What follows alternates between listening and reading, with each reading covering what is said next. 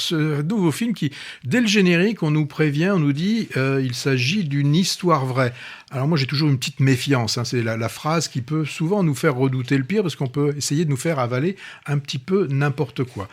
Ici, là, en l'occurrence, cette histoire est arrivée ces dernières années, donc vraiment c'est très récent, et le film c'est Dumb Money. Ça nous raconte l'histoire d'un homme bien ordinaire, comme aurait dit Charles Bois, qu'est Jill, qui est un geek, fou amoureux des kitties, hein, donc des petits chats, qui va parier 50 000 $, en fait toutes les économies et celles de son épouse, dans une société qui s'appelle GameStop, une sorte de petit décathlon, mais qui est vraiment, on sent...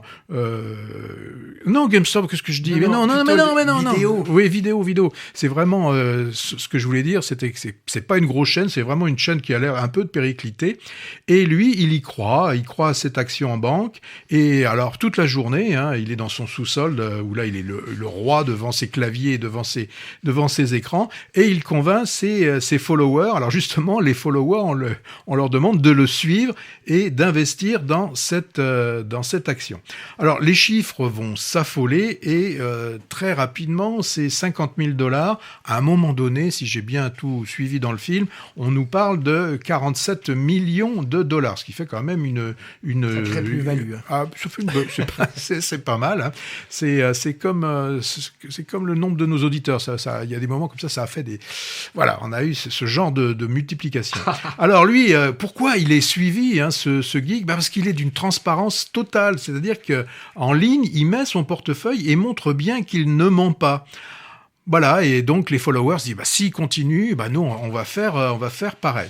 Alors vous allez me dire pourquoi, tu allais me le dire, hein, pourquoi ce titre? Pourquoi ce titre? Moi, je sais pourquoi. Oui, pourquoi ce titre qui est qualifié de dumb? Alors, dumb, ça veut dire idiot, hein, ou c'est plus traduit dans le film par con, hein, donc ce qu'ils appellent l'argent con. En fait, c'est l'argent des investisseurs de base, du bas peuple, des gens comme Hervé et moi, parce qu'Hervé fait beaucoup en bourse. Hein.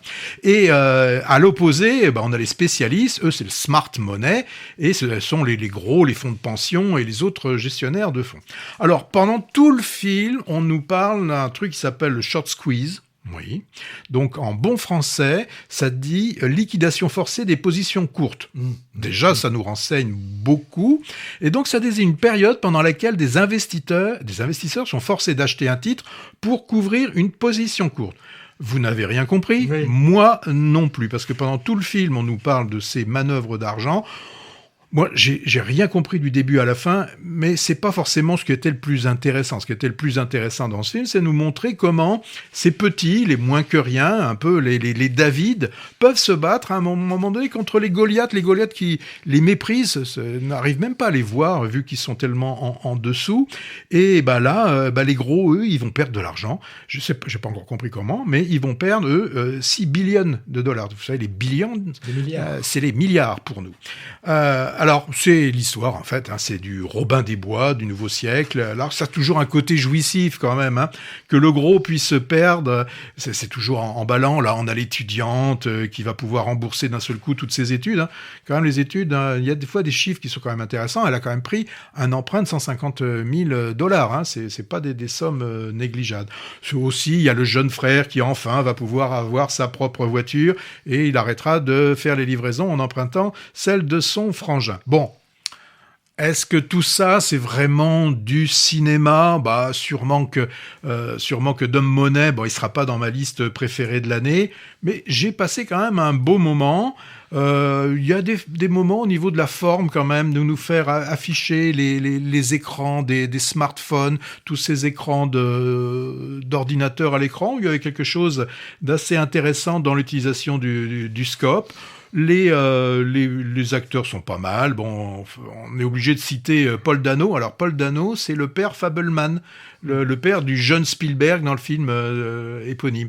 La bande-son à base de rap, elle est très punchy.